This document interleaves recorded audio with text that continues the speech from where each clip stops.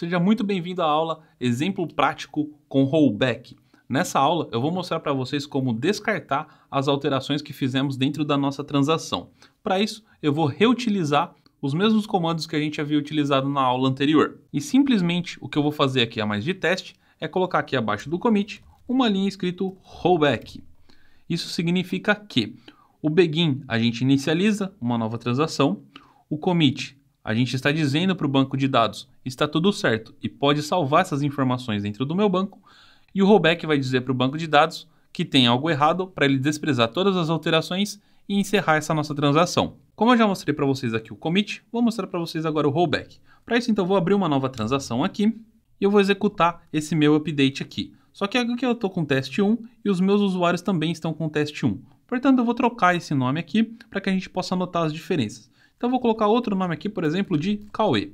E eu vou alterar esse meu usuário com o nome de Cauê. Dou um comando Shift R e você vê aqui que eu atualizei duas linhas do meu banco. Mas isso está errado. Eu queria alterar somente um usuário e não os dois. Logo, eu percebo que eu fiz alguma condição errada, que nesse nosso caso nós nem colocamos o parâmetro de where para definir qual que é o usuário que deveria ser feita a alteração.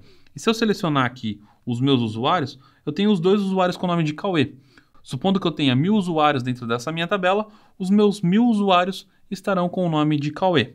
Como não é isso que eu quero, eu posso simplesmente vir aqui e executar o rollback dessas informações e automaticamente todas aquelas alterações foram desprezadas, elas foram descartadas e a transação foi encerrada.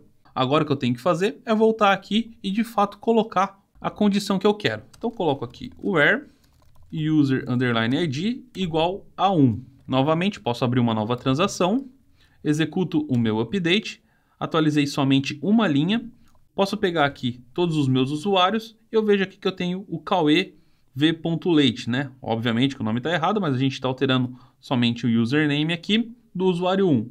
Ou seja, essa minha alteração está coerente, é isso que eu quero. Posso vir aqui no commit, então, executar somente ele. E automaticamente, todas as minhas informações já estão salvas dentro do meu banco de dados. O rollback é também um comando que encerra a transação. Portanto, a partir desse momento, posso commitar a transação e posso até abrir o meu SQL Pro aqui e atualizar esse mesmo trecho de código para ver que as informações estão persistentes dentro do meu banco. Tanto o commit quanto o rollback são comandos que encerram transações. Feito isso, a gente não tem mais nenhuma transação ativa da nossa conexão. Posso voltar aqui dentro do meu Navicat e vamos supor agora que eu execute um delete. Então, venho aqui e escrevo um comando de delete. Então, delete from tbl_users e coloco um ponto e vírgula. Vou abrir uma conexão, comando Shift R. Vou executar esse meu delete. Foi executado com sucesso, mas eu deletei 2 registros.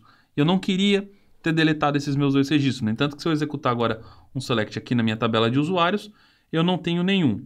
Como eu ainda tenho transação ativa, eu não executei nem o commit e nem o rollback, eu posso voltar aqui no meu SQL Pro e atualizar novamente, as minhas informações ainda estão aqui, elas não foram perdidas. Portanto, eu posso voltar no meu MariaDB e também executar um rollback dessas alterações que fiz aqui, e esse meu delete será desprezado. E novamente eu não tenho nenhuma transação ativa e as minhas informações estão persistentes ainda dentro do meu banco. Um item que você tem que ficar muito atento com transação é que ela não segura todas as ações dentro do seu banco de dados. Você viu aqui que a gente trabalhou com update, com delete e funciona também para o insert. Mas se, por exemplo, você executar o truncate, o begin, commit e rollback são incapazes de interferir no resultado final, porque quando você executa o truncate, o próprio comando abre uma nova transação, executa a limpeza da sua tabela, conforme a gente já viu nas aulas anteriores, e encerra essa transação.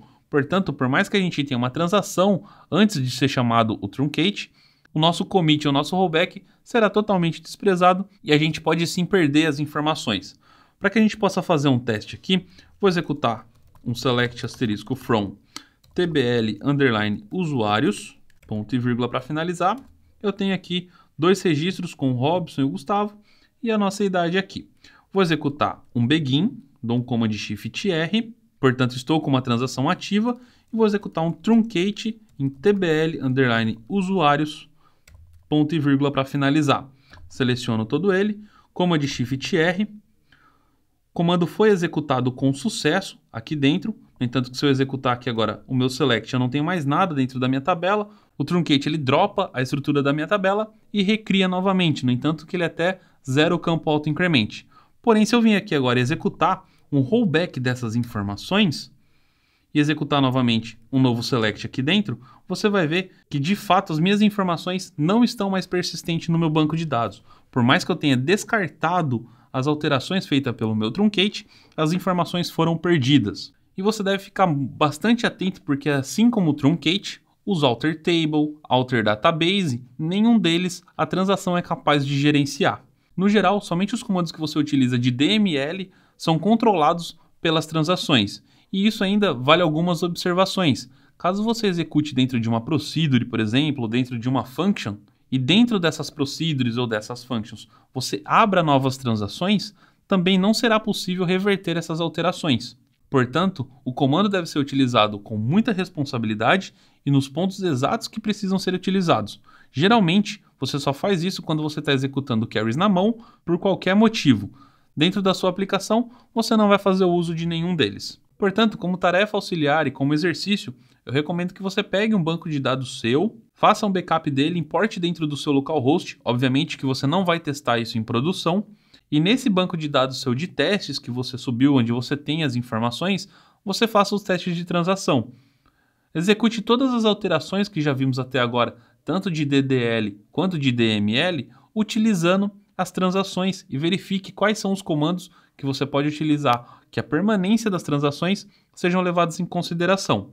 Você vai notar que o create, o alter, truncate, rename ou até mesmo o drop, eles não são mantidos com as transações. E já o insert, update e delete, que são sintaxes que de fato alteram os registros, esses comandos você consegue ter um controle. E dessa forma, um webmaster trabalha no dia a dia com transação. Chegamos ao final de mais um módulo do curso MariaDB Foundation Mod Essentials. Espero que você tenha gostado do conteúdo que você viu dentro desse módulo. Use as transações com responsabilidades e faça vários testes. Eu te deixo um forte abraço e eu te vejo na próxima aula.